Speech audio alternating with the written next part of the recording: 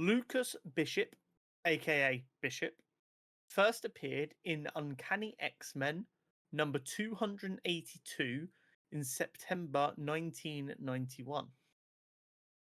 In the not too distant dystopian future, Bishop was born into a family of mutants inside a mutant concentration camp.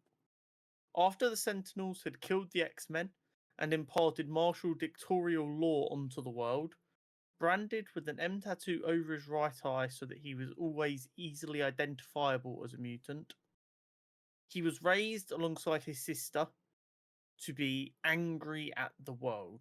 But more specifically, this anger took form against the mutant Messiah, who had killed millions of humans years before, which resulted in the long-running genocide and imprisonment of mutant kind that he was suffering from. As he grew up, he watched his mother die and lost contact with his sister and grandmother when humans and mutants worked together to overthrow the Sentinel armies and free these mutants.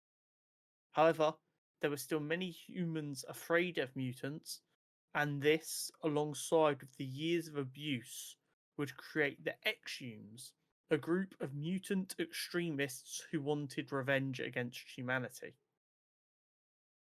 After numerous years, Bishop would come to view these extremists as heroes.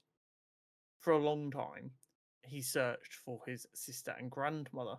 Eventually, he managed to find his way to Vegas, where he found his sister and grandmother. At this point, seeing the anger in her grandson's eyes, she began to tell him and his sister stories of the old warriors of peace and justice for humanity and mutants alike, the X-Men, led by mutant idealist Charles Xavier, whose example she begged her grandchildren to follow. Shortly after, Bishop's grandmother would pass away, leaving them with only each other.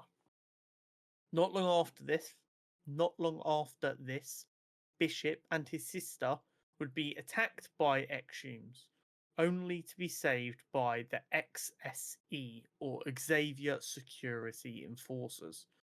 This interaction caused Bishop to closely examine his thoughts about who were the real heroes and villains. This would lead to Bishop joining the XSE in an attempt to follow the footsteps laid out for him by the legendary X-Men.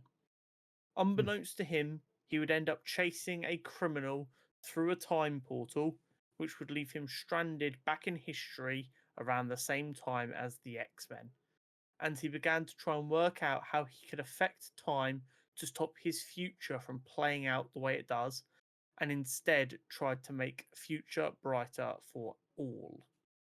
On numerous occasions, this has led to infighting, as his willingness to kill people he deems a risk to the ideal future very rarely aligns with what Professor X and the X-Men are willing to accept or go along with.